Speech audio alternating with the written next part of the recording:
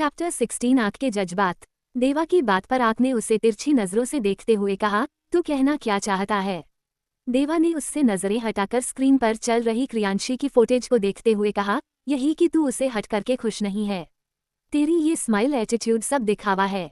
बच्चा को रोते देखकर तुझे फर्क पड़ता है, जिसे तू अपनी फेक स्माइल के पीछे छुपाए बैठा है, पर मेरी नजरों से तू अपने रियल एक्सप्रेशन को नहीं छुपा सकता।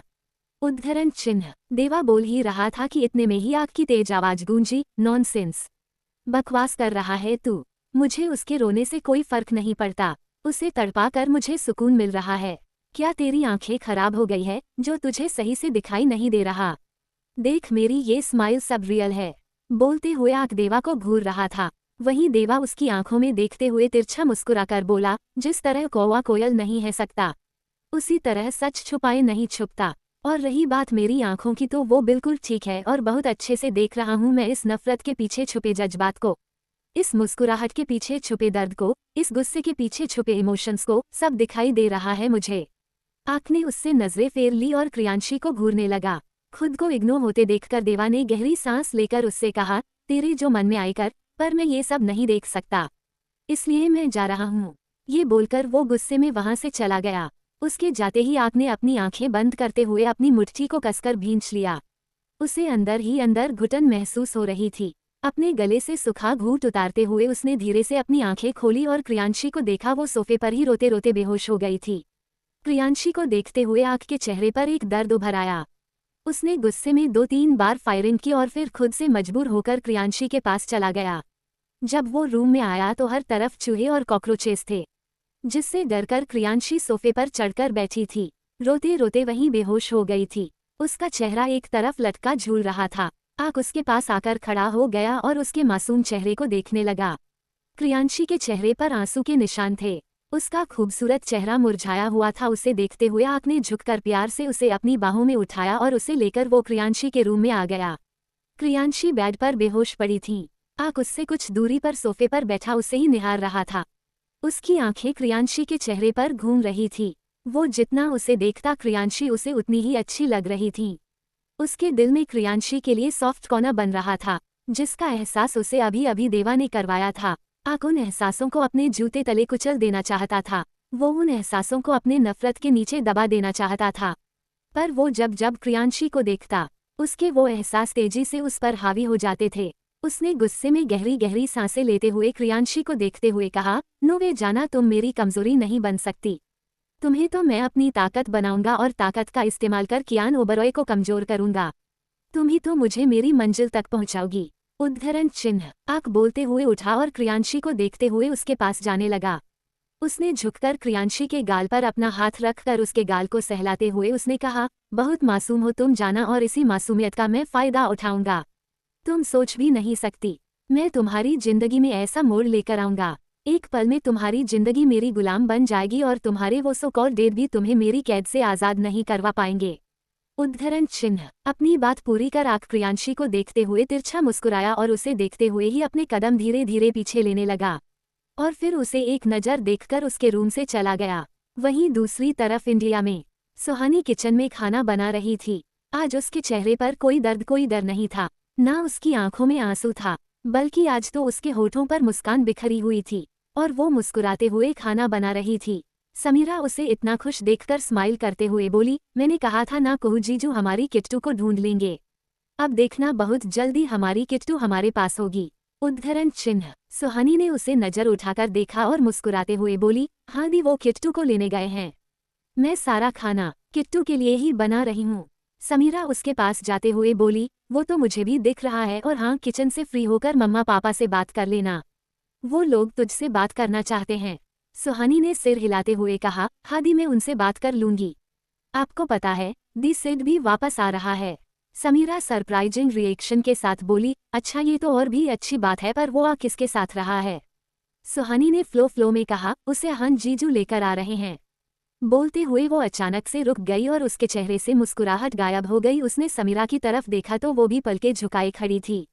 उसे देखकर सुहानी को एहसास हुआ कि जाने अनजाने में उसने समीरा को हट कर दिया है। उसने स्पून किचन के स्लैब पर रखा और समीरा के पास आकर उसके कंधे पर हाथ रखते हुए बोली, सॉरी दी, मुझे माफ कर दीजिए। समीरा, जिसकी आंखें नम हो गई थी, वो अपने आप को संभालते हुए जल्दी से बोली, तू सॉरी क्यों बोल रही है कुहू? मैं ठीक हूँ। सुहानी ने उसका हाथ अपने हाथ में ले लिया और उसे देखते हुए कहा, दी कब तक आप अपने अतीत से भागती रहेंगी? कभी तो आपको अपने अतीत का सामना करना होगा। जो बीत गया उसे भूल जाओ दी। एक नई शुरुआत करो। जीजू के आने के बाद मैं उनसे खुद बात करूंगी। मैं उन्हें समझाऊंगी जो कुछ भी हुआ उसमें। सुहानी अपनी बात को पूरी कर पाती उससे पहले ही समीरा ने उसे बीच में रोकते हुए कहा, बस कहू बस। मुझे अपने अतीत में नहीं झांकना, ना उनकी वजह से अपना प्रेजेंट खराब करना है। मैं अपनी जिंदगी में खुश हूँ, बहुत खुश। और यहाँ सिर्फ तेरे लिए आई हूँ। एक बार किट्टू वापस आ जाए, फिर मैं दिल्ली वापस चली जाऊंगी। उद्धरण चिन्ह। सुहानी ने नम आंखों से उसे देखते हुए जैसे कुछ कहना चाहा कि तभी समीरा ने उसे बीच में रोकते हुए कहा, मुझे इस बारे में कोई बात नहीं करनी। कुहू तो प्लीज तू भी मत कर। उद्धरण चिन्ह। ये कहकर वो किचन से भागती हुई चली गई। समीरा तेजी से सीढ़ियां चढ़ रही थी जैसे किसी से भाग रही हो। उसने अपने रूम में जाते ही रूम का डोर तेजी से बंद करते हुए अंदर से लॉक कर लिया और फिर डोर से ही टिककर वो खड़ी हो गई और फूट फूट कर रोने लगी। उसके रोने में, उसकी तड़प में इतना दर्द था कि उसे देखकर किसी को भी रोना आ जाए। वो डोर से ही सटकर नीचे बैठ गई और रोते हुए अपने अतीत को याद करने लगी। उसकी आंखों के सामने 22 साल पहले का एक नजारा कौंध गया और उसके कान में एक आवाज गूंजने लगी, कंग्रेचुलेशन समीरा बेटा, तुम माँ बनने वाली हो। ये सुनते ही समीरा के होठों पर मुस्कान बिखर गई थी। जब सभी को समीरा के माँ बनने की खबर मिली तो सब उसे बधाई देने लगे। अहान उसे प्राउडली देख रहा था। उसे देखकर ऐसा लग रहा था जैसे समीरा ने उसे दुनिया का सबसे खूबसूरत तोहफा दिया हो। तभी रिचा ने अहान की डांट लगाते हुए कहा, अब तुम समीरा से बिल्कुल भी नहीं लड़ोगे, उसका बहुत ख्याल रखोगे। इस समय उसे सबसे ज्यादा जरूरत तुम्हारी है, तो तुम सारे काम बाद में करोगे और पहले समीरा पर ध्यान दोगे। मुझे कोई शिकायत नहीं मिलनी चाहिए, वरना मैं तुम्हारे कान पड़कर तुम्हें 2 चांटे लगाऊंगी। रिचा का थप्पड़ देखकर अहान ने मुंह बना लिया और उसे देखते हुए कहा, माँ, जब से मेरी शादी हुई है आपने मुझे पराया कर दिया है। आप हर समय उसकी साइड लेती हैं और मुझे ऐसे ट्रीट करती हैं जैसे मैं आपका बेटा नहीं बहू हूँ। उद्धरण चिन्ह। उसकी बात पर सभी हंसने लगे। वही समीरा ने मुंह बना लिया और उसे घूरते हुए रिचा से कहा, माँ, देख रही हो आप अपने बेटे को, कैसे वो आपको मेरे अगेंस्ट भड़का रहे हैं। आप कह दे इनसे मैं आपकी बहू नहीं बेटी हूँ। समीरा की बात पर अहान उसे घूरने लगा और जैसे ही वो उसे कुछ कहने को हुआ, रिचा ने बीच में कहा, पेरेंट्स बनने वाले हो तुम दोनों, अब तो ये बचपना छोड़ दो और एक दूसरे से लड़ना बंद करो, वरना तुम्हारे बच्चों पर इसका असर पड़ेगा। फिर रिचा ने अहान को ऑर्डर देते हुए कहा, अहान तुम समीरा को रूम में ले जाओ, उसे आराम की जरूरत है। अहान ने सिर हिलाया और उसे गोद में उठाकर अपने रूम में ले आया। जैसे ही समीरा को बेड पर रखा, समीरा ने उसकी कॉलर पकड़ते हुए कहा, चलो अब जल्दी से बताओ, बेबी बॉय या बेबी गर्ल। अहान ने उसे चौंकते हुए देखा और कहा, यार मुझे कैसे पता होगा, वो तुम्हारे अंदर है, तुम उसे ज्यादा अच्छे से जानती हो।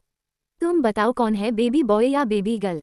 उसकी बात सुनकर समीरा ने अपना सिर पीट लिया और उसे देखते हुए बोली, यार तुम कितने भोंदू हो, बेबी मेरे अंदर है, पर मुझे कैसे पता होगा। मैं तो तुमसे पूछ रही थी तुम्हें क्या चाहिए, बेबी बॉय या बेबी गर्ल। ये सुनकर अहान मुस्कुराने लगा और उसके सामने बैठकर प्यार से उसके गाल पर हाथ रखते हुए कहा, मुझे तो तुम्हारे जैसी प्यारी सी डॉल चाहिए। समीरा ने उसका हाथ हटाते हुए मुंह बनाकर कहा, क्या, पर मुझे तो बेबी बॉय चाहिए। दोनों एक दूसरे को देखते हुए सोचने लगे। तभी अहान ने उससे कहा, डोंट वरी यार, अगर इस बार बेबी बॉय होता है तो मैं अगली बार पूरी कोशिश करूंगा कि हमारी बेबी गर्ल आए। ये बोलकर वो हंसने लगा। वही समीरा उसे घूरते हुए देख रही थी। तभी वो उसे मारते हुए बोली, बिल्कुल नहीं, मुझे एक ही बच्चा चाहिए। उद्धरण चिन्ह। अहान ने उसे अपनी बाहों में भर लिया और उसके गाल पर किस करते हुए कहा, जैसा तुम चाहोगी वैसा ही होगा। अपने अतीत से बाहर आते हुए समीरा ने रोते हुए खुद से कहा, एक हादसे ने मेरी पूरी दुनिया उजाड़ दी, मेरी जिंदगी बर्बाद कर दी। उस एक हादसे ने मुझसे मेरा सब कुछ छीन लिया। उद्धरण चिन्ह। जहां एक तरफ समीरा रो रही थी, वहीं दूसरी तरफ क्रियांशी अपना सिर पकड़ते हुए उठकर बैठ गईं। उसने खुद को कमरे में देखकर कहा, मैं दिन में क्यों सो रही हूँ, मुझे तो दिन में सोना पसंद ही नहीं। क्रियांशी भूल गई थी कि आग ने उसे पनिश किया था और उसे एक कमरे में बंद कर दिया था। क्रियांशी ने अपना सिर झटका और रूम से निकलकर बाहर चली गईं। उसने बाहर आते ही देखा तो हॉल में अफरा तफरी मची हुई थी। सब लोग इधर से उधर भाग रहे थे। उन्हें देखकर क्रियांशी मुंह बनाकर बोली, सब लोग ऐसे क्यों भाग रहे हैं, क्या भूकंप आया है तो मुझे पता क्यों नहीं चला। वो एक उंगली अपने गाल पर रखकर सोचने लगी। तभी आक वहां हवा के झोंके की तरह आया और उसका हाथ पकड़कर उसे अपने साथ ले जाने लगा। ये सब इतना जल्दी हुआ कि क्रियांशी को कुछ समझ नहीं आया। वो उसके पीछे चलते हुए बोली, ठाकुर मेरा हाथ छोड़ो, तुम मुझे कहाँ ले जा रहे हो? ठाकुर मुझे दर्द हो रहा है। ये सुनकर आक के कदम रुक गए और उसने गर्दन घुमाकर क्रियांशी को देखा। उसके चेहरे पर गुस्सा झलक रहा था, उसकी आंखें गुस्से में जल रही थी। क्रियांशी उसका ऐसा रिएक्शन देखकर संभलते हुए बोली, मैं बस पूछ रही थी, हम कहाँ जा रहे हैं? आक उसके पास आया और उसने पलक झपकते ही क्रियांशी को अपनी बाहों में उठा लिया। ये देखकर वो हैरान रह गई। वहीं आक ने उसे ले जाते हुए कहा, हम यहाँ से जा रहे हैं। क्रियांशी उसे घूरते हुए बोली, पर हम जा कहाँ रहे हैं? आक ने बिना उसकी तरफ देखे सीधे चलते हुए कहा, ये तुम्हारा जानना जरूरी नहीं। 17 एंग्री आक किस्ड क्रियांशी। आक उसके पास आया और उसने पलक झपकते ही क्रियांशी को अपनी बाहों में उठा लिया। ये देखकर वो हैरान रह गई। वहीं आक ने उसे ले जाते हुए कहा, हम यहाँ से जा रहे हैं। क्रियांशी उसे घूरते हुए बोली, पर हम जा कहाँ रहे हैं? आक ने बिना उसकी तरफ देखे सीधे चलते हुए कहा, ये तुम्हारा जानना जरूरी नहीं। उसकी बात पर क्रियांशी को गुस्सा आ गया और वो मुंह बनाकर उसे घूरते हुए बोली, तुम्हारी प्रॉब्लम क्या है ठाकुर? तुम कभी भी कहीं भी कुछ भी कर देते हो। अब तुम मुझे जबरदस्ती ले जा रहे हो और बता भी नहीं रहे हो। मुझे कहाँ ले जा रहे हो? क्रियांशी नॉन स्टॉप बोले जा रही थी और उसके ऊपर अपना गुस्सा निकल रही थी। जब तक आग के टेरेस पर आया, क्रियांशी ने अपनी बातों से उसके कान पका दिए थे। उसका दिमाग इतना खराब हो गया था कि उसने गुस्से में क्रियांशी को घूरते हुए कहा, अगर अब तुम चुप नहीं हुई जाना तो मैं तुम्हारे इन होठों को सील दूंगा। उसकी बात सुनते ही क्रियांशी की आंखें बड़ी हो गई और वो हैरानी से उसे देखते हुए बोली, तुम क्या पागल हो गए हो ठाकुर? ये मेरा मुंह है, तुम्हारे फटे हुए कपड़े नहीं, जिसे तुम सील दोगे। उद्धरण चिन्ह। आक ने उसे एक नजर देखा और धीरे से सिर हिला दिया। उसने ऐसे रिएक्ट किया जैसे वो समझ गया हो, इस लड़की का कुछ नहीं हो सकता और इससे बहस करना बेवकूफ़ी है। वही आक को खुद को इग्नोर करते देखकर क्रियांशी ने अपनी आंखें छोटी करके उसे देखा और जैसे ही कुछ बोलने को हुई कि तभी एक आवाज ने उसका ध्यान अपनी ओर खींच लिया। क्रियांशी ने नजरें घुमाकर आवाज की दिशा में देखा तो एक चौपर उन्हीं की तरफ आ रहा था।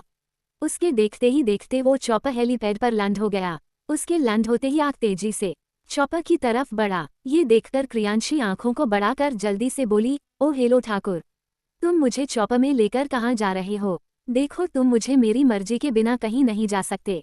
मैं तुम्हारे साथ नहीं जाना चाहती, छोड़ो मुझे। उद्धरण चिन्ह। बोलते हुए क्रियांशी आग की बाहों में मछली की तरह छटपटा रही थी, पर आग ने उसे इतनी मजबूती से पकड़ा था कि उसके लाख कोशिशें के बाद भी वो आग की गोद से उतर नहीं पाई। थक हार कर उसने गुस्से में आग को घूर कर देखा और फिर ऊपर उठकर उसने आग की गर्दन पर अपने चूहे जैसे छोटे छोटे नुकीले दांतों को गड़ा दिया। क्रियांशी को लग रहा था कि उसके काटने से आग के उसे छोड़ देगा और अकेला ही चला जाएगा, पर उसकी सोच के विपरीत आग ने गुस्से में अपने दांत को पीस लिया और क्रियांशी को और भी कसकर पकड़ते हुए वो चौपर में लेकर बैठ गया। क्रियांशी ने जब उससे अलग होकर आग की आंखों में देखा तो उसे वहां गुस्से के अलावा कोई और भाव नहीं दिखा। उसके चेहरे पर और आंखों में दर्द के भाव न देखकर क्रियांशी हैरानी के साथ बोली, ठाकुर तुम इंसान हो या कोई राक्षस? क्या तुम्हें दर्द नहीं होता? मैंने तुम्हें इतनी जोर से बाइट किया, उसके बाद भी तुम इतने नॉर्मल हो। आग ने उस पर नजर डाली और उसकी आंखों में देखते हुए कहा, जाना जो तुमने किया है उसकी कीमत तुम्हें बहुत जल्द चुकानी होगी। उद्धरण चिन्ह। ये सुनकर क्रियांशी खुद से बोली, इसका क्या मतलब है? वहीं आग ने पायलट को इशारा किया तो पायलट फिर से उड़ान भरने लगा। जैसे ही आग के चौपर ने उड़ान भरी, ठीक उसी टाइम उसके विला में कियान की कार एंटर हुई। कियान कार से निकलकर तेजी से अपने आदमियों के साथ अंदर आया तो अंदर का नजारा देखकर उसकी आंखें कठोरता से भर गई। पल भर में पूरा विला खाली हो गया था। कियान को वहां एक भी इंसान नहीं दिखा। अर्चित जो उसके पीछे ही अंदर आया था, उसने विला को खाली देखकर कहा, लगता है उसे हमारे यहाँ आने की इन्फॉर्मेशन पहले मिल गई थी सर। कियान ने अपने हाथ में पकड़ी गन को और कसकर पकड़ लिया और सीढ़ियों से ऊपर जाने लगा। अर्चित भी उसके पीछे पीछे गया। जब कियान टेरेस पर आया तो उसे आग का चौपर दिखा। उसका चौपर काफी दूर जा चुका था, पर उसे देखकर कियान समझ गया था उसकी जान इसी चौपर में है। अर्चित ने चौपर को देखते हुए कहा, लगता है आग और उसके साथी इसी में भागे हैं। उद्धरण चिन्ह। कियान ने एक टक चौपर को घूरते हुए कहा, मुझे इसके लंदन की लोकेशन चाहिए और इस बार कोई देरी नहीं अर्चित। अगर देर हुई तो अब की बार सजा तुम्हें मिलेगी। ये सुनते ही अर्चित का गला सूख गया और वो अंदर तक कांप गया। उसकी हैरानी से बड़ी हो चुकी आंखें कियान को देख रही थी। तभी कियान ने गर्दन घुमाकर उसकी तरफ देखा तो अर्चित ने जल्दी से कहा, ओके ओके सर। ये कहकर अर्चित वहां से चला गया। वही कियान ने फिर से चॉपर की तरफ देखा और उसे देखते हुए अपने शब्दों पर जोर देते हुए कहा, तू इस दुनिया के किसी भी कोने में क्यों ना छुप जाए, आंख पर मैं तुझे ढूंढ निकालूंगा। बहुत जल्द तू मेरे सामने अपनी जिंदगी की भीख मांगेगा। उसके देखते ही देखते चौपा उसकी नजरों से ओझल हो गया। वही चौपा के अंदर क्रियांशी आग से लड़ रही थी। आग उसे अपने कंट्रोल में करने की कोशिश कर रहा था, पर क्रियांशी अपने हाथ पैर चला रही थी। ये देखकर आग ने उसके पैरों को अपने पैरों से लॉक कर लिया तो क्रियांशी उसे घूरने लगी। आग उसे खुद को घूरते देखकर तिरछा मुस्कुराकर बोला, मुझे ऐसे देखने का कोई फायदा नहीं, तुम मेरा कुछ नहीं कर सकती। क्रियांशी उसकी आंखों में देखकर उसकी बात का जवाब देते हुए बोली, किसने कहा मैं कुछ नहीं कर सकती? ठाकुर, मैं तुम्हारी बदतमीजी के लिए तुम्हारा मुंह तोड़ सकती हूँ। ये बोलने के अगले पल ही क्रियांशी ने अपने छोटे से हाथ का मुक्का बनाया और आग पर वार किया। उसके छोटे से हाथ का छोटा सा मुक्का आग को लगता, उससे पहले ही उसने क्रियांशी के मुक्के को अपने हाथ में भर लिया। ये देखकर ऐसा लग रहा था जैसे एक मगरमच्छ ने छोटी सी मछली को अपने मुंह में भर रखा हो। फिर आग ने उसकी आंखों में देखते हुए उसके हाथ को मुड़कर क्रियांशी की पीठ से लगा दिया। ऐसा करने से वो आगे की तरफ झुक गई और आग के करीब आ गई। क्रियांशी उसे खुद से छुड़ाने की कोशिश करते हुए बोली, ठाकुर छोड़ो मुझे, मेरे हाथ में दर्द हो रहा है। ठाकुर, तुमने कितनी जोर से मेरा हाथ पकड़ा है? मैं तो बस तुम्हारे साथ खेल रही थी। मैं कहाँ तुम जैसे मोटे हाथी को मार पाऊंगी। अब छोड़ भी दो मुझे, दर्द हो रहा है। आग ने उसकी बात पर तिरछा मुस्कुराते हुए कहा, ये तुम्हें मुझसे उलझने से पहले सोचना चाहिए था। जैसा करोगी वैसा ही भुगतोगी जाना। उद्धरण चिन्ह। इस बात पर क्रियांशी उससे नजरें मिलते हुए बोली, मैंने कुछ भी नहीं किया है, जो किया तुमने किया है। तुम मुझे यहाँ लेकर आए हो और अब तुम मुझे यहाँ से लेकर जा रहे हो। ठाकुर, तुम बहुत बुरे हो, बहुत बुरे। उद्धरण चिन्ह। आग उसे घूरते हुए बोला, अच्छा तुमने कुछ नहीं किया? क्रियांशी मुंह बनाते हुए बोली, नहीं। आग ने उसे अपनी गर्दन की तरफ इशारा करते हुए कहा, तो फिर ये किसने किया है जाना? क्रियांशी ने आग की गर्दन देखी तो उसकी गर्दन पर उसके छोटे छोटे नुकीले दांतों के निशान बने थे। वो निशान इतने गहरे थे कि उनमें खून भर आया था। निशान देखकर वो उससे नजर चुराते हुए बोली, ठाकुर, इसके जिम्मेदार तुम हो। अगर तुम मुझे लेकर नहीं आते तो मैं तुम्हें काटती नहीं। अब जैसा करोगे वैसा ही भुगतोगे। आग उसकी बात पर अपनी आंखें छोटी कर उसे घूरने लगा। उसके सामने बैठी छोटी सी वो लड़की, उसने कितनी आसानी से सब कुछ उसके ऊपर डाल दिया था और उसका डायलॉग भी उसे ही चिपका दिया था। आग उसे देखते हुए तिरछा मुस्कुराया और बोला, सही कहा तुमने जाना। जैसा करते हैं वैसा ही भुगतते हैं। तो अब तुम भी अपना क्या भुगतने को तैयार हो जाओ। उद्धरण चिन्ह। क्रियांशी को उसकी बातों का मतलब समझ नहीं आया तो वो अपने चेहरे पर कंफ्यूजन लिए असमंजस में उसे देखने लगी। तभी अचानक से आग ने अपने एक हाथ से पीछे से उसकी गर्दन को पकड़ लिया और उसके देखते ही देखते उसके नाजुक कोमल होठों पर अपने होंठ रख दिए। आग के उसे किस करते ही उसकी आंखें हैरानी से बड़ी हो गईं। कुछ पल के लिए उसे कुछ समझ नहीं आया। वहीं आग उसके होठों को शिद्दत से किस किए जा रहा था। जाने कब से उसके दिल में क्रियांशी को छूने की तमन्ना जागी हुई थी, पर उसने खुद को कंट्रोल किया हुआ था। आज क्रियांशी ने उसे बाइट करके उकसा दिया था और वो भी उसे अपने इतने करीब देखकर खुद को रोक नहीं पाया और अपने लबों पर उठी तलब को क्रियांशी के होठों को चूमकर शांत करने लगा। क्रियांशी को किस करते हुए आग ने उसे अपनी बाहों में और कसकर भर लिया। वो उसके गोद में बैठी हुई थी और आग क्रियांशी के सिर को और उसकी कमर से लगे हाथ को कसकर पकड़े हुए था। कुछ देर तक तो क्रियांशी को कुछ समझ नहीं आया। वो स्टैच्यू बने बैठी रही, पर जब वो अपने सेंस में आई तो हैरान रह गई। आग का पैशन उसे हट कर रहा था और क्रियांशी उसके पैशन का सामना नहीं कर पा रही थी। क्रियांशी ने अपना दूसरा हाथ आग के सीने पर रखा और उसे पीछे धकेलने की कोशिश करने लगी, पर आग के मजबूत शरीर के सामने क्रियांशी की सभी कोशिशें असफल रही। जब उसके धक्का देने पर भी आग उससे दूर नहीं हुआ तो वो अपने छोटे छोटे हाथों से उसके सीने पर मुक्के मारने लगी, पर उसके मुक्कों का भी आग के ऊपर कोई असर नहीं हो रहा था। थक हार कर क्रियांशी बेबस होकर उसकी बाहों की जंजीरों में गिरफ्त बैठी रही, पर फिर उसने मौका मिलते आग को बाइट कर लिया। आग अचानक से उससे दूर हुआ और उसे घूरते हुए बोला, तुमने मुझे बाइट क्यों किया जाना? क्रियांशी गहरी गहरी सांस लेकर खुद को कंट्रोल करते हुए बोली, तो मैं और क्या करती ठाकुर, तुम तो मेरी जान ही ले लेते। तुम इंसान नहीं, सच में एक मॉन्स्टर हो। और तुम्हारी हिम्मत कैसे हुई ठाकुर मेरी पहली की चोरी करने की? उद्धरण चिन्ह। ये बोलते हुए वो रोने लगी और रोते हुए ही आगे बोली, मुझे आज तक किसी ने किस नहीं किया, न मैंने किसी को किस किया। मैं तो अपनी ड्रीम प्रिंस का इंतजार कर रही थी। वो घोड़े पर आता और मुझे अपने घोड़े पर बिठाकर अपने साथ ले जाता और फिर वो मुझे किस करता। तुमने मेरा ड्रीम तोड़ दिया ठाकुर। तुम बहुत बुरे हो ठाकुर, तुमने मेरी पहली किस चोरी कर ली। अब मैं अपनी ड्रीम प्रिंस से क्या कहेंगी। उद्धरण चिन्ह। क्रियांशी रोते हुए बहुत फनी लग रही थी, पर उसकी बातें सुनकर आग को गुस्सा आ गया था। उसने गुस्से में क्रियांशी को घूरते हुए कहा, ड्रीम प्रिंस? कौन है तुम्हारा ड्रीम प्रिंस? क्रियांशी उसे देख रोते हुए बोली, मुझे नहीं पता, वो तो डेढ़ लेकर आएंगे ना।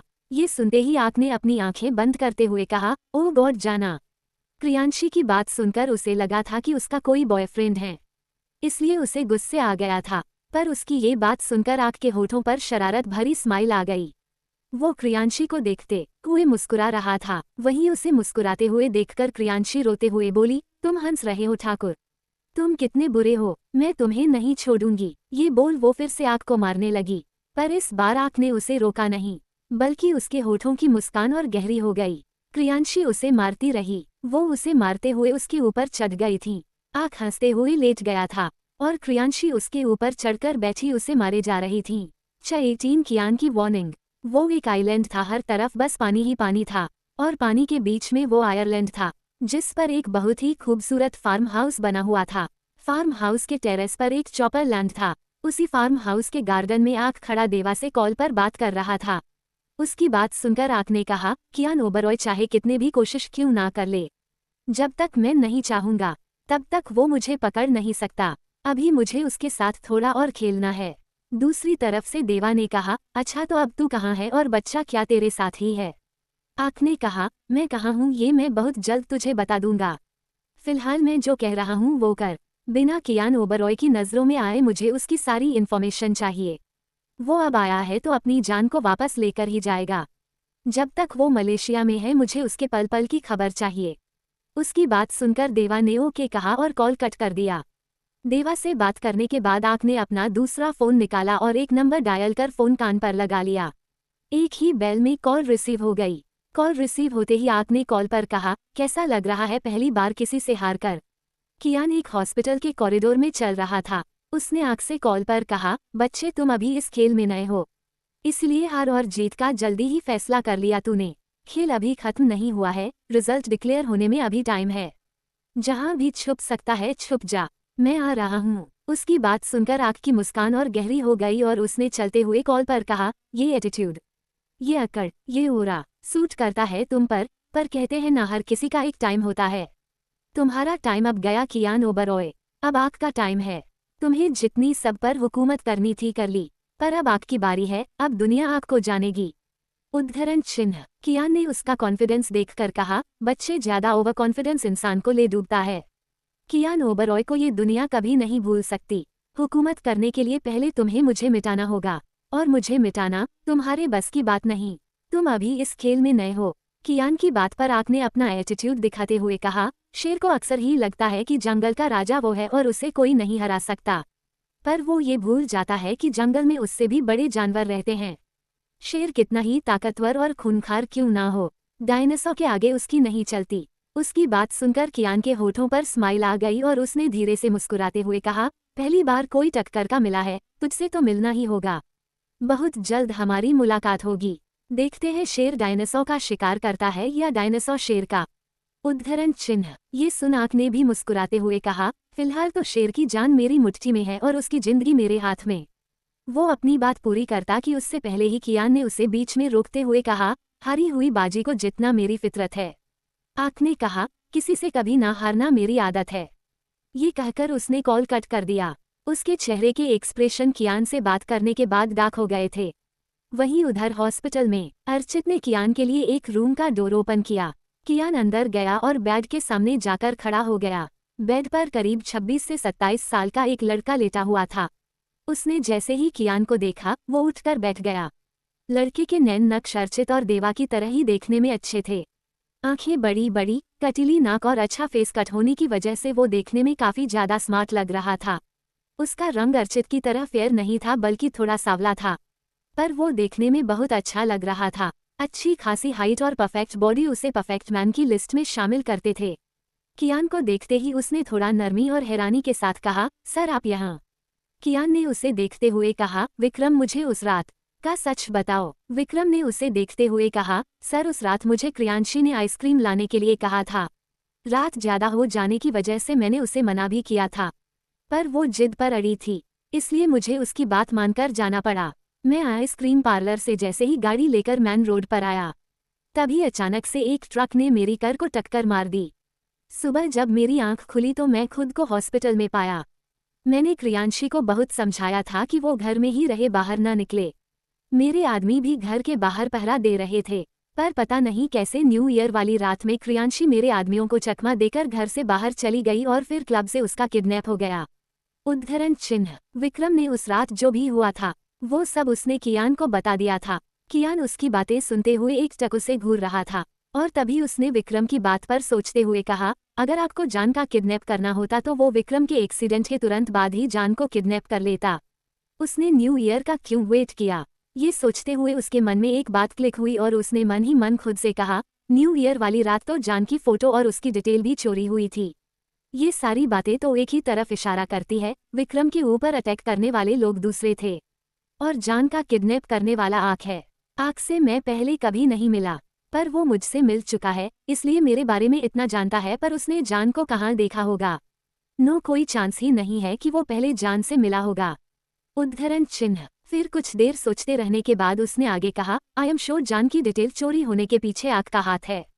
तभी जिस रात उसकी इन्फॉर्मेशन चोरी हुई उसी रात आग के आदमियों ने जान को किडनैप कर लिया। उद्धरण चिन्ह। अभी कियान खुद से बात कर ही रहा था कि इतने में ही विक्रम ने कहा, सर मुझे पता चला कि उस रात जब क्रियांशी गार्ड्स को चकमा देकर चली गई थी तो उसके जाने के कुछ देर बाद ही फार्म हाउस पर अटैक हुआ था। ये सुनते ही कियान की आईब्रो तन गई और उसने अपने शब्दों पर जोर देते हुए कहा, इतनी इम्पोर्टेंट बात तुम मुझे अब बता रहे हो विक्रम? तुमने ये बात मुझे पहले क्यों नहीं बताई? विक्रम ने सफाई देते हुए कहा, सर मुझे भी कल ही पता चला है। ये कहते हुए उसने नजरें चुरा ली। कियान ने उसे घूर कर देखा और चला गया। उसके जाते ही अर्चित विक्रम के पास जाते हुए बोला, और कैसा है भाई, यहाँ से कब डिस्चार्ज हो रहा है? विक्रम ने उसे देखते हुए कहा, आज शाम को। अर्चित उसके बेड पर ही बैठ गया और उसे देखते हुए बोला, तुझे क्या लगता है आग क्रियांशी कहाँ ले गया होगा? विक्रम ने सिर हिलाते हुए कहा, पता नहीं, बस एक बार मैं हॉस्पिटल से डिस्चार्ज हो जाऊं, फिर उस अटैकर और आग दोनों को देख लूंगा। उद्धरण चिन्ह। अर्चित ने उसके कंधे पर हाथ रखते हुए कहा, मैं तेरा इंतजार करूंगा, तेरी कमी बहुत खली है मुझे। विक्रम ने उसे देखते हुए सिर हिला दिया। वहीं कियान जैसे ही अपनी गाड़ी में बैठा उसका फोन रिंग होने लगा। उसने अपना फोन देखा तो डिस्प्ले पर सुहानी नाम फ्लैश हो रहा था। उसने गहरी सांस लेकर कॉल रिसीव करते हुए फोन कान पर लगा लिया। दूसरी तरफ से चहकती हुई आवाज आई, कहाँ हैं आप? किट्टू कहाँ है? कब आएंगे आप दोनों? मुझसे अब और इंतजार नहीं हो रहा, प्लीज जल्दी से आ जाए आप दोनों। सुहानी की बातें सुनकर कियान ने अपनी आंखें बंद कर ली और एक हाथ से अपना सिर सहलाते हुए उसने कहा, सुहानी तुम्हारा इंतजार और बढ़ गया है, अभी हमें आने में टाइम लगेगा, पर तुम फिक्र मत करो, मैं जान को अपने साथ लेकर आऊंगा। उद्धरण चिन्ह। उसकी बात सुनते ही सुहानी समझ गई थी, किट्टू कियान के साथ नहीं है। उसकी आंखों में आंसू आ गए और वो भारी गले से बोली, कियान हमारी किट्टू और कब तक उसे इंसान के कैद में रहेगी? कहीं वो हमारी किट्टू को। कियान ने उसे बीच में ही रोकते हुए कहा, सुहानी हमारी किट्टू को कुछ नहीं होगा, ट्रस्ट मी, मैं उसे लेकर आऊंगा। ये कहते हुए कियान ने सीट से अपना सिर लगा दिया और आंखें बंद करते हुए उसने सुहानी से पूछा, तुम ठीक तो हो ना? सुहानी ने कहा, आप यहाँ नहीं है, हमारी किट्टू हमारे पास नहीं है, तो बताइए मैं आप दोनों के बिना कैसे रहूंगी? जहाँ एक तरफ कियान सुहानी से बात कर रहा था तो वही दूसरी तरफ आइलैंड पर आग कियान से कॉल पर बात करने के बाद अपने कमरे में जा रहा था कि तभी कुछ आवाजें सुनकर वो क्रियांशी के रूम के बाहर रुक गया। उसने रूम का डोर ओपन करके देखा तो क्रियांशी ने पूरे रूम का सत्यानाश कर रखा था। सारी चीजें इधर से उधर बिखरी हुई थीं। वो सभी चीजों को इधर उधर फेंक रही थीं। तभी एक उड़ता हुआ कुशन आया और आग के सिर पर जा लगा। वो संभल कर खड़ा हुआ तो एक और उड़ता हुआ कुशन आया और जैसे ही वो कुशन उसके मुंह पर लगने को हुआ, आग ने जल्दी से उसे कैच कर लिया। क्रियांशी गुस्से में उसे घूरते हुए हाफ रही थी। आग उसके पास जाते हुए बोला, जाना ये तुम क्या कर रही हो? पागल हुई हो क्या? पूरे रूम की क्या हालत बना दी है तुमने? क्रियांशी गुस्से में बोली, अभी तो सिर्फ रूम की हालत खराब हुई है, मुझे जाने दो वरना मैं तुम्हारी हालत भी खराब कर दूंगी। उद्धरण चिन्ह। आक ने उसे देखते हुए तिरछा मुस्कुराकर कहा, अच्छा तुम्हें जाना है, ठीक है तो जाओ। उसकी बात सुनकर क्रियांशी उसे अपनी आंखें छोटी करके देखने लगी। वो उसे ऐसे देख रही थी मानो उसकी बात पर यकीन करने की कोशिश कर रही हो। और तभी उसने पूछा, ठाकुर जो तुमने कहा मैंने वही सुना है या फिर मैंने कुछ गलत सुन लिया? आँख ने उसे देखते हुए कहा, नहीं जाना, तुमने बिल्कुल सही सुना है, तुम जाना चाहती हो तो जा सकती हो। ये कहकर वो उसके सामने से हट गया। क्रियांशी उसे असमंजस में देखते हुए उसके पास आए और दरवाजे की तरफ इशारा करते हुए बोली, पक्का जाऊं? तुम मुझे पकड़ोगे तो नहीं ना? उसकी बात सुनकर आँख को हंसी आ रही थी, पर वो उसके सामने हंसना नहीं चाहता था, इसलिए उसने पलके झपकाते हुए धीरे से सिर हिला दिया। क्रियांशी 2 कदम चलकर रुक गई और पीछे मुड़कर उसे देखते हुए बोली, देखो ठाकुर मैं जा रही हूँ, प्लीज मेरे पीछे कुत्ते मत छोड़ देना, मुझे कुत्तों से बहुत डर लगता है। ये सुनकर आँख ने अपनी आंखें बंद कर ली और 2 उंगली से अपना माथा सहलाते हुए कहा, जाना तुम्हारे पास सिर्फ 2 मिनट है, अगर 2 मिनट में तुम यहाँ से चली गई तो ठीक है, वरना मैं तुम्हें इसी कमरे में बंद कर दूंगा और मोटे मोटे चूहे छोड़ दूंगा। उद्धरण चिन्ह। ये सुनते ही क्रियांशी की आंखें बड़ी हो गई और वो जल्दी से बाहर की तरफ जाते हुए बोली, नहीं, मैं जा रही हूँ, मैं जा रही हूँ यहाँ से। आँख उसे जाते देखकर तिरछा मुस्कुराते हुए खुद से बोला, एक बार जो मुझसे जुड़ जाए वो हमेशा मेरा बनकर रह जाता है जाना, जैसे गई हो वैसे ही वापस आओगी, तुम्हारी सांसें मेरी सांसों में घुल चुकी है जाना, मुझमें मैं तुम सुकून बनकर उतरी हूँ, इसलिए मैंने एक फैसला लिया है, मैं इस सुकून कभी खुद से दूर नहीं जाने दूंगा। उद्धरण चिन्ह। 19 कुछ कुछ हो रहा है। क्रियांशी की आंखें बड़ी हो गई और वो जल्दी से बाहर की तरफ जाते हुए जल्दी से बोली, नहीं, मैं जा रही हूँ, मैं जा रही हूँ यहाँ से। आँख उसे जाते देखकर तिरछा मुस्कुराते हुए खुद से बोला, एक बार जो मुझसे जुड़ जाए वो हमेशा मेरा बनकर रह जाता है जाना, जैसे गई हो वैसे ही वापस आओगी, तुम्हारी सांसें मेरी सांसों में घुल चुकी है जाना, मुझमें तुम सुकून बनकर उतरी हूँ, इसलिए मैंने एक फैसला लिया है, मैं इस सुकून को कभी खुद से दूर नहीं जाने दूंगा, तुम चाहो या न चाहो अब तुम्हें रहना मेरा बनकर ही है। वही क्रियांशी जब फार्म हाउस से बाहर आई तो वो बहुत खुश थी और खुद से ही वो बातें करते हुए चल रही थी। वाओ किट्टू, आज तुम फाइनली आज़ाद हो गई, अब तुम्हें उस ठाकुर की कैद में नहीं रहना पड़ेगा, अब तुम अपने डैड से मम्मा से मिलोगी, मुझे कितना समय हो गया था उनसे मिले हुए, पर अब फाइनली मैं उनसे मिलूंगी। तभी अचानक से चलते हुए उसके कदम रुक गए। जब उसने समुद्र की उठती लहरों को देखा, क्रियांशी की आंखें शॉक्ड में बड़ी हो गई और वो दोनों हाथ कमर पर रखकर हैरानी से मुंह खोले समुद्र को देखते हुए बोली, ठाकुर तुम बहुत बुरे हो, I will kill him. Thakur तुमने मुझे धोखा दिया है, मैं तुम्हें नहीं छोड़ूंगी ठाकुर, मैं तुम्हें मार डालूंगी ठाकुर, मैं तुम्हारी जान ले लूंगी ठाकुर। वो बोलते हुए अपने पैर पटक रही थी और अपने हाथों को बार बार झटक रही थी। दरअसल जब आँख क्रियांशी के साथ फार्म हाउस पहुंचा था तो क्रियांशी सो चुकी थी, वो उसे अपनी बाहों में उठाए फार्म हाउस में लेकर आया था। क्रियांशी की खूबसूरत काली गहरी आंखें चारों तरफ घूम घूम कर समुद्र को देख रही थी। समुद्र को देखते हुए उसकी आंखों में पानी भर आया और वो रुआसा मुंह बनाकर रोते हुए बोली, dad mama I miss you, मुझे आप दोनों के पास आना है, मुझे ठाकुर के साथ नहीं रहना, वो बहुत बुरा है, बहुत बुरा। उद्धरण चिन्ह। क्रियांशी वही खड़ी खुद से रोते हुए बात कर रही थी, तभी उसके पीछे से आवाज आई, क्यों रोकर खुद की एनर्जी को वेस्ट कर रही हो जाना। आँख की आवाज सुनकर क्रियांशी पीछे मुड़ी और अपनी रोती आंखों से उसे देखते हुए बोली, ठाकुर तुमने मुझे बहुत गुस्सा दिलाया है, मैं तुम्हें अब नहीं छोड़ूंगी, मैं तुम्हें अब मार डालूंगी। बोलते हुए क्रियांशी उसे मारने के लिए उस पर लपकी। जैसे ही आँख ने उसे अपनी तरफ तेजी से आते देखा तो वो उसे देखकर भागते हुए बोला, जाना, मुझे मारने के लिए तुम्हें पहले मुझे पकड़ना होगा। उद्धरण चिन्ह। क्रियांशी उसके पीछे भागते हुए बोली, तुम्हें क्या लगता है ठाकुर, तुम मुझसे बच जाओगे? मैं तुम्हें पकड़ लूंगी और फिर तुम्हें अच्छे से मारूंगी। उसकी बात सुनकर आँख को हंसी आ रही थी। वो हंसते हुए आगे आगे भाग रहा था और बार बार पीछे मुड़कर क्रियांशी को देख रहा था। उसे देखते हुए आँख बोला, जाना, मैं आँख हूँ, आँख तुम मुझे नहीं पढ़ सकती। जहाँ एक तरफ आँख और क्रियांशी एक दूसरे के साथ पकड़ा पकड़ी खेल रहे थे तो वहीं दूसरी तरफ इंडिया में अहान सीड के साथ विला पहुंच गया था। सुहानी ने सीड को देखते ही उसे अपने गले से लगा लिया। सीड 12 साल का था, देखने में बहुत ही क्यूट और फनी था। उसका शरीर और बच्चों के अकॉर्डिंग काफी भरा भरा था और वो गोलू मोलू लगता था। दूध जैसा गोरा रंग और उसके काले काले बाल उसे गुड लुकिंग बनाते थे। सीड ने सुहानी से अलग होकर कहा, मम्मा डैड कहाँ हैं? सुहानी ने उसके चेहरे को अपने हाथ में भरते हुए उसका चेहरा सहलाते हुए कहा, सीड तुम्हारे डैड तुम्हारी किट्टू दी को लेने गए हैं। वो उन्हें लेकर जल्दी ही वापस आ जाएंगे। सीड ने चौंकते हुए कहा, क्या मामा किट्टू दी भी आ रही है? सुहानी ने सिर हिलाते हुए कहा, हाँ तुम्हारी दीदी आ रही है। फिर अहान की तरफ देख सीड ने कहा, चाचू हम दी के आने से पहले ही वापस चले जाएंगे, मुझे दी के साथ नहीं रहना। अहान ने प्यार से उसके सिर पर हाथ रखा और उसके बालों को खराब करते हुए कहा, सीड किट्टू तुम्हारी बड़ी बहन है बेटा, तुम कब तक उससे भागते रहोगे? एक दिन तुम्हें अपनी दी के साथ इसी घर में रहना है। उद्धरण चिन्ह। सीड ने मुंह बनाते हुए कहा, मुझे नहीं रहना उनके साथ। वो मुझे नए नए नाम देकर चिढ़ाती हैं, कभी मोटा तो कभी छोटा हाथी बोलती हैं। इतनी रैगिंग तो मेरी स्कूल में नहीं होती जितनी रैगिंग मेरी किट्टू दी करती हैं। मैं डैड से मिलकर वापस चला जाऊंगा, मुझे नहीं रहना उनके साथ।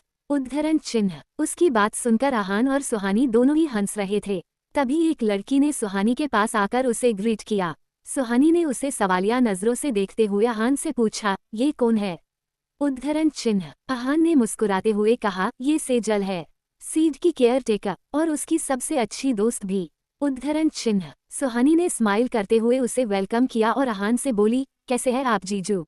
इतने सालों बाद आए हैं आप, क्या आपको हम सबकी याद नहीं आती? उसकी बात पर अहान मुस्कुरा रह गया और सिर झुकाते हुए मन में बोला, याद तो इतनी आती है कि मिलो दूर होने के बाद भी, इतने साल बीत जाने के बाद भी मैं उसे भुला नहीं पाया।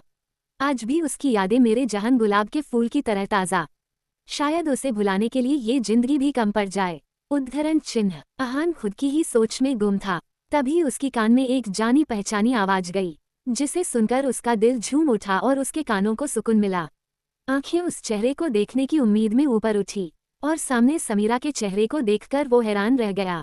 वहीं समीरा चेहरे पर नॉर्मल एक्सप्रेशन लिए उसे देखते हुए बोली, कॉफी। अहान ने उसे देखते हुए खोए हुए अंदाज में उसके हाथ से कॉफी ले ली और उसने जैसे ही कॉफी की शिप ली उसका मुंह जल गया। उसके मुंह से कॉफी बाहर आ गई। ये देखकर सुहानी ने जल्दी से पूछा, आप ठीक है? उद्धरण चिन्ह। अहान ने धीरे से सिर हिलाया।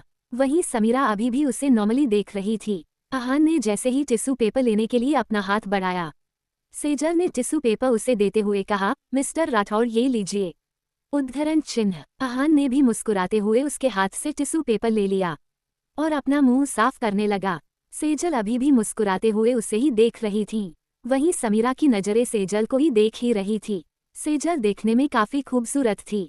उसकी उम्र यहीं कुछ 32 से 35 साल के बीच रही होगी, पर उसने जिस तरह खुद को मेंटेन किया हुआ था, उससे वो अपनी उम्र से कम की और काफी ज्यादा एलिगेंट लग रही थी। समीरा उसे घूर घूर कर देख रही थी। वो सेजल से जेलस फील कर रही थी। उससे नजरें हटाकर समीरा ने अहान को देखा तो वो नजरें झुकाए अपनी कॉफी पी रहा था। वो आज भी उतना ही हैंडसम लग रहा था। उसकी पर्सनैलिटी का कोई जवाब नहीं था। उसका चार्म अभी भी उसकी तरफ किसी को भी अट्रैक्ट कर सकता था। समीरा उसे देखते हुए मन में बोली, आप आज भी वही है अहान, बिल्कुल नहीं बदले, आप आज भी वैसे ही हैं। तभी अचानक से अहान की पलकें उठी और उसने समीरा को देखा। उससे नजरें मिलते ही समीरा ने झट से अपनी नजरों को फेर लिया। अहान उसे ध्यान से देखने लगा। उसे देखते हुए वो मन में बोला, कितनी सालों बाद देख रहा हूँ तुम्हें, तुम आज भी वैसे ही हो समीरा, बिल्कुल नहीं बदली तुम आज भी उतनी ही खूबसूरत हो। उद्धरण चिन्ह। वहीं सुहानी ने जब सेजल को अहान को देखते देखा तो उसे बुरा लगा और वो सेजल को घूरते हुए खुद से बोली, ये सेजल जीजू को ऐसे क्यों देख रही है, जैसे जीजू को खा ही जाएगी। मुझे ही कुछ करना होगा अब। वहीं दूसरी तरफ आइलैंड पर क्रियांशी अभी भी आग के पीछे भाग रही थी। वो दोनों अब भागते हुए समुद्र के किनारे आ गए थे। पानी की सतह पर क्रियांशी के गोरे पैर छापाक छापाक पड़ रहे थे। आग के भागते हुए बार बार उसे पीछे मुड़कर देख रहा था कि तभी उसके पैर से कुछ टकरा गया और वो लड़खड़ाकर धड़ाम से पानी में ही गिर पड़ा। वो उठ पाता उससे पहले ही क्रियांशी उसके ऊपर चढ़कर उसे मारने लगी। उसके छोटे छोटे हाथों के मुंह के आग के सीने पर आलू बॉम्ब की तरह गिर रहे थे। उसके मारने से आग को दर्द नहीं हंसी आ रही थी। वो जोर जोर से हंस रहा था। उसे हंसते देखकर क्रियांशी को और गुस्सा आ गया और वो आग को देखते हुए खिजला कर बोली, ठाकुर हंस रहे हो, मैं तुम्हारा मुंह तोड़ दूंगी। उद्धरण चिन्ह। ये कहते हुए उसने आग के मुंह को अपने एक हाथ में भर लिया और उसकी आंखों में देखते हुए दांत पिसकर वो आगे बोली, चुप, बिल्कुल चुप। तभी अचानक से आँख ने उसके हाथ को हटाया और उसके हाथ को अपने हाथ में गिरफ्त करते हुए वो उसके पलक झपकते ही उसके ऊपर आ गया।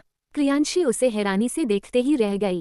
भागने की वजह से उसकी सांसें तेज थी और वो गहरी गहरी है सांस लेते हुए उसे देखते हुए बोली, ठाकुर तुम तो अभी। आँख ने तिरछा मुस्कुराते हुए कहा, जाना मैं ऐसा ही हूँ। तुम्हें पता भी नहीं चलेगा कब तुम्हें तुमसे चुरा लूंगा। इतनी गहरी सांसें मत लो, मुझे कुछ कुछ हो रहा है। ये सुनकर क्रियांशी अपनी भौहें सिकुड़ते हुए बोली, ठाकुर तुम्हारे माइंड में चल क्या रहा है? तुम मुझसे इस तरह की बातें क्यों कर हो? तुम मेरे बॉयफ्रेंड नहीं हो समझे। आग उसकी आंखों में देखते हुए बोला, बनना चाहता हूँ तुम्हारा बॉयफ्रेंड और तुम्हें अपना बनाना चाहता हूँ। मैं तुम्हें हमेशा अपने पास रखना चाहता हूँ।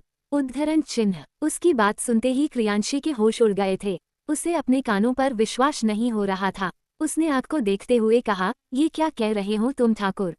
तुम मेरे बॉयफ्रेंड पर तुमने तो मुझे किडनैप किया है। तुम तो मेरे एनिमी। आँख ने उसे खामोश करते हुए जल्दी से अपनी एक उंगली उसके होठों पर रखते हुए कहा, अभी मेरी बात पूरी नहीं हुई है जाना। मैंने तुम्हें किडनैप किया पर तुमने तो मेरे दिल को ही किडनैप कर लिया। लव एट फर्स्ट साइट के बारे में सुना था, पर आज उस पर भरोसा भी हो गया। तुम्हें पहली बार देखते ही मुझे तुमसे प्यार हो गया था। उद्धरण चिन्ह। क्रियांशी उसकी आंखों में देखते हुए उसकी बात सुन रही थी। भीगने की वजह से उसके बाल गीले होकर उसके चेहरे पर चिपक गए थे। आँख उसके गिले बालों उसके चेहरे से हटाते हुए अपनी बात को जारी रखते हुए आगे कहा, तुम मुझे अच्छी लगने लगी थी। मैंने खुद को तुम्हें प्यार करने से बहुत रोका मगर अपने दिल को तुम्हारी चाहत रखने से रोक नहीं पाया।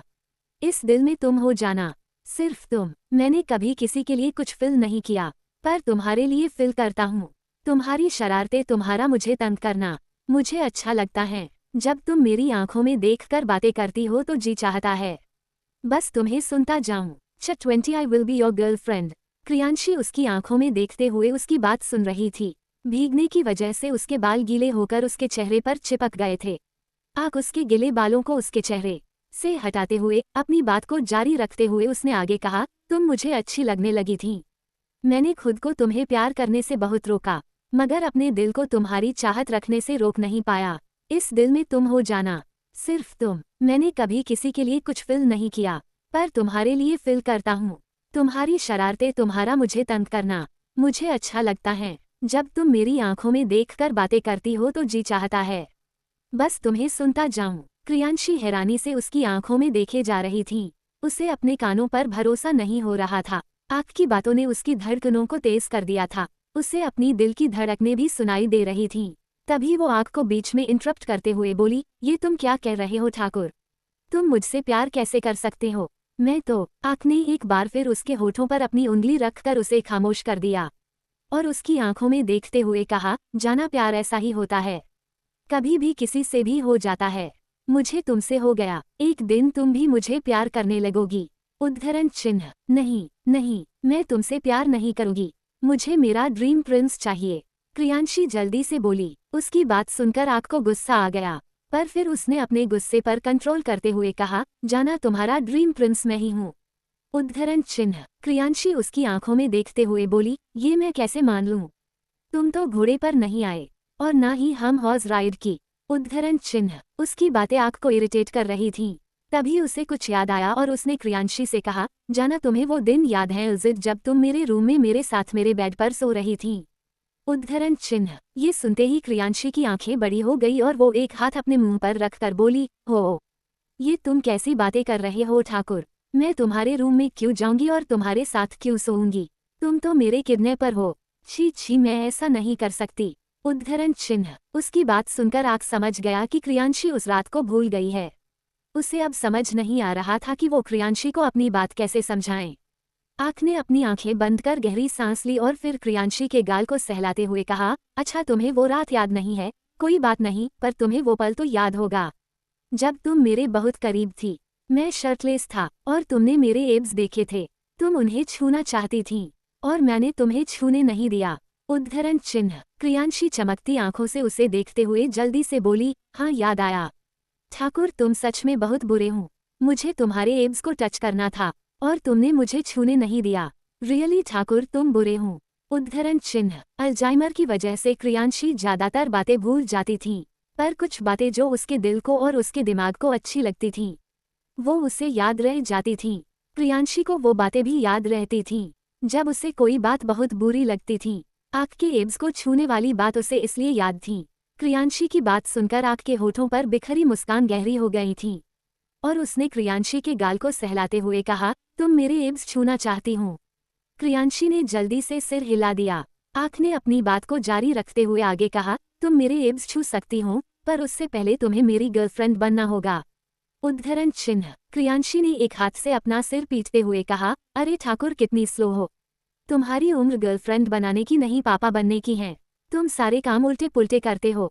उद्धरण चिन्ह। उसकी बातें आँख को गुस्सा दिला रही थी। वो जैसे तैसे अपने गुस्से को कंट्रोल कर उसे टॉलरेट कर रहा था। क्रियांशी अभी भी बोले जा रही थी तभी आँख ने रूड वॉइस में कहा, जाना जो तुमसे पूछा जाए सिर्फ उसका जवाब दो। क्या तुम मेरे एब्स छूना चाहती हो? क्रियांशी ने इस बार भी सिर हिला दिया। उसकी आंखों के सामने आँख की शर्टलेस बॉडी आ गई, जिसे देखकर वो एक्साइटेड हो गई और उसका गला सूखने लगा। आँख ने उसके बालों में अपनी उंगली घुमाते हुए कहा, तो फिर बन जाओ मेरी गर्लफ्रेंड। तुम मेरी फैंटेसी पूरी करोगी तभी तुम्हारी फैंसी पूरी होगी जाना। क्रियांशी एक उंगली अपने मुंह में रखकर अपनी काली गहरी आंखों से उसे देखते हुए बोली, ये कैसी शर्त है ठाकुर? क्या इसके अलावा तुम कोई और काम मुझसे नहीं करवा सकते? आँख ने नमे सिर हिलाते हुए कहा, नो जाना। क्रियांशी मुंह बनाते हुए सोचने लगी। उसकी आंखों के सामने बार बार आँख की शर्टलेस बॉडी आ रही थी और वो उसके एब्स को छूना चाहती थी। यही सोचते हुए वो खुद से बोली, अब क्या करूं? ये ठाकुर कितना जिद्दी है। उद्धरण चिन्ह। तभी उसे ऐसा लगा जैसे उसकी अंतरात्मा उससे कुछ कह रही हूँ। उसकी अंतरात्मा ने कहा, किट्टू इतना क्या सोच रही हो? ठाकुर कितना हॉट है और उसकी बॉडी उसके तो क्या ही कहने। इससे अच्छा कहीं नहीं मिलेगा। जल्दी से हाँ कर दो, ऑफर खुद सामने से चलकर आया है। इतने अच्छे मौके को हाथ से नहीं जाने देते। हाँ कर दो किट्टू, हाँ कर दो। अपनी अंतरात्मा से क्रियांशी बोली, ठाकुर वो तो बुरा आदमी है ना। इस पर उसकी अंतरात्मा ने कहा, अगर वो बुरा होता तो तुम्हें अब तक मार चुका होता, तुम्हारा फायदा उठा लेता, पर उसने ऐसा कुछ नहीं किया। उसने सिर्फ तुम्हें किडनैप किया है, वो भी किसी रीजन की वजह से। फिर वो बुरा आदमी कैसे हुआ? अब जल्दी से हाँ कर दो, इससे पहले ठाकुर किसी और को प्रपोज कर दे।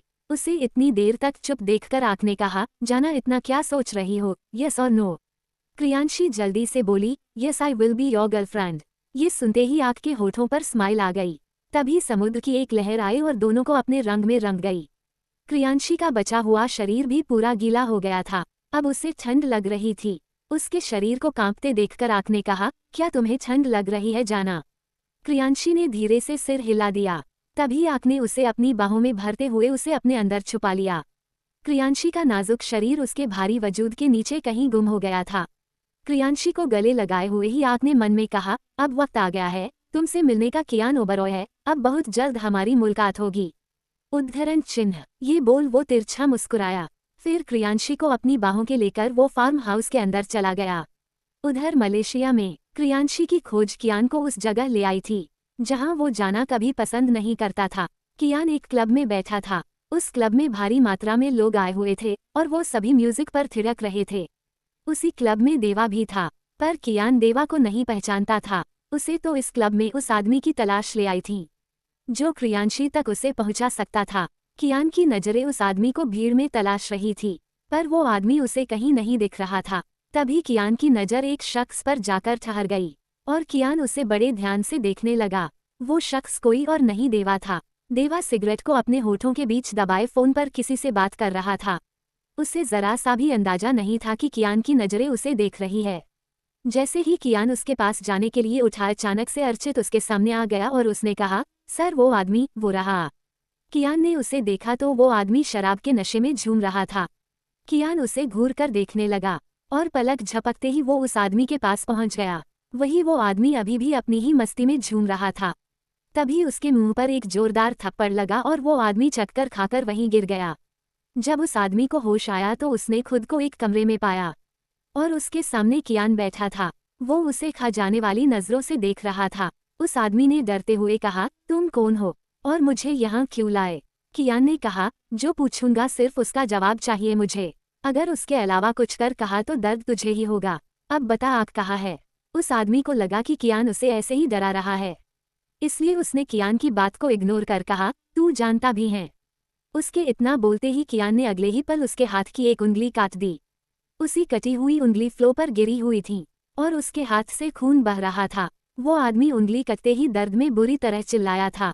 उसने रोते हुए कहा, आप एक आइलैंड पर हैं, मुझे नहीं पता वो आइलैंड कहाँ है। ये सुन कियान ने उसे घूरते हुए कहा, जब तुझे पता ही नहीं वो कहाँ है तो तुझे जिंदा रहने का क्या फायदा। बोलने के अगले पल ही कियान ने अपने हाथों में पकड़ा खंजर उसके सीने में उतार दिया। कियान के चेहरे पर कोई भाव नहीं था, पर उसकी आंखें बेहद कठोर थी। वो गुस्से में उसे घूर रहा था। अर्चित तो ये देखकर सहम गया था। वो मन ही मन बोला, क्या है सर, बात बात पर तो मर्डर कर रहे हैं। लगता है जब तक क्रियांशी मिल नहीं जाती सर सबको ऐसे ही मरते रहेंगे। उद्धरण चिन्ह। ये बोलते हुए उसने सिर हिला दिया। जहां एक तरफ कियान गुस्से में लोगों को मार रहा था तो वहीं दूसरी तरफ आक अपने गुस्से को कंट्रोल करते हुए क्रियांशी की फरमाइशें से पूरी कर रहा था। वो उसके कहने पर उसके लिए खाना बना रहा था और क्रियांशी उसके सामने काउंटर पर बैठी उसे मुस्कुराते हुए देख रही थी। प्याज काटते हुए आक की आंखों में आंसू भर आए थे। ये देखकर क्रियांशी उससे बोली, क्या बात है ठाकुर, तुम रोते भी हो? मैंने तुम्हें पहली बार रोते हुए देखा है। वैसे तुम रोते हुए इतने बुरे भी नहीं लगते। उद्धरण चिन्ह। आक ने उसे देखा और मुंह बनाकर बोला, ये सब तुम्हारी वजह से हो रहा है जाना। इस बात पर क्रियांशी बोली, हो तो मेरी वजह से रहा है, पर इसके भी जिम्मेदार तुम ही हो ठाकुर। तुम्हें किसने कहा था मुझे अपनी गर्लफ्रेंड बनाने के लिए? अब बनाया है तो भुगतो भी। मुझे तो अपने बॉयफ्रेंड के हाथ का खाना खाना है। उद्धरण चिन्ह। उसकी बात सुनकर आक उसे मुंह बनाकर देखने लगा तो क्रियांशी उसे ऑर्डर देते हुए बोली, अब जल्दी करो, मुझे बहुत भूख लगी है। मेरे पेट में चूहे, हाथी, बिल्ली, कुत्ते सब भूख से तड़प तड़प कर मर रहे हैं। उद्धरण चिन्ह। आक ने गहरी सांस छोड़ी और सिर हिलाते हुए खुद से कहा, इस लड़की का कुछ नहीं हो सकता। उद्धरण चिन्ह। फिर उसने फ्राई पैन में जैसे ही प्याज डाली तो तेज झोंका लगने से वो डर गया और डर कर 2 कदम पीछे हट गया। फ्राई पैन से तेज धुआं ऊपर उठते देखकर आक बोला, व्हाट इज दिस? वहीं क्रियांशी उसे डरते देखकर जोर जोर से हंसने लगी। उसकी हंसी आक को चिढ़ा रही थी। आक उसके पास गया तो क्रियांशी उसे अपने पास आते देखकर जल्दी से काउंटर से उतरने लगी। पर जैसे ही वो नीचे उतरी आक ने उसी टाइम क्रियांशी को कमर से उठा लिया और उसे वापस से काउंटर पर बिठाकर दोनों हाथ उसके इर्द गिर्द रखते हुए उसके ऊपर झुक गया।